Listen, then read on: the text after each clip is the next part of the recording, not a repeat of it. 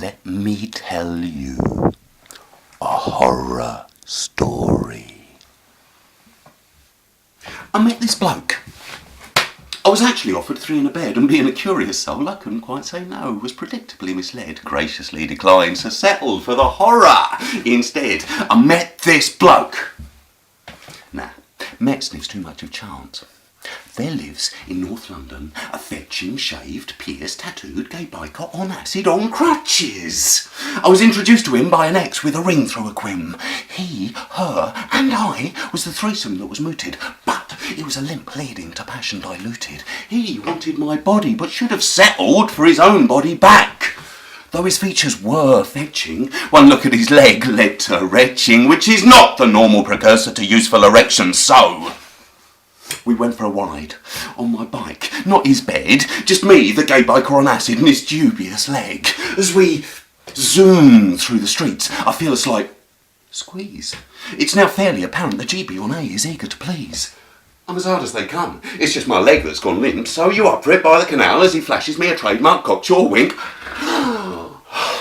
I'm flattered by the proposition. The first in a while, and certainly the first from a party with such style. I mean, shaved, pierced, tattooed, crutches, goatee beard, all in one hit. For me, he's too sexually weird, though I'm eager not to prove a sensual wimp, and it's great kindness that's offered from the man with the limp. But I remember how I'm normally inclined, and his offer, though gracious, is gracefully declined, as I suggest we skip shag, go straight to hash. Then he can tell me the tale of his leg and the monster mash. The tale, so it's told, involves a big truck and a big truck and a biker that's bold. We'll skip to the punchline, the biker gets truck fucked. Traffic lights, big truck, little bike, big truck too. Traffic lights, filter change right, which is what Big Truck 2 wants to do, unaware of biker bloke and his plight with pager flashing job coming through. Now, both big trucks are real big trucks. In a way that can be articulated, they could turn their arse about face, and little biker bloke's about to get masticated in a cold, hard big truck embrace. And there's a box on the back of this bike, the size of a festival Portaloo. And this is what gets picked up by the arse-about face of Big Truck 2, wedging biker bloke tightly into the immobile arse of Big Truck the First.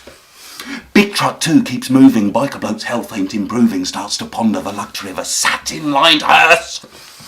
And you're thinking, it's safer by far to sit warm and cosy in a self-contained car, and you haven't even seen bold bloke's best scar. He'd pick up 3 from this incident, each of varying degree. The first, a hole where his leg was wedged the size of 50p.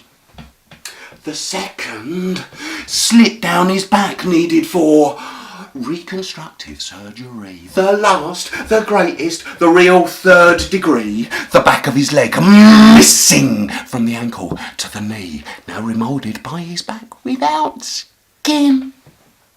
A moving diagram of in-your-face anatomy. We smoked a lot that night. Now he's back on the road, a biker for hire. It's not a job, it's his life. He has no other desire. And me, I realised there's a very thin line between stupid and hard. So I went back to college, lived on trusty travel card. But they threw me out of college, and that bus got damn boring. So, like I say, there's a very thin line between stupid and hard. So I stand redefined. I'm the 150 mile an hour biker bard.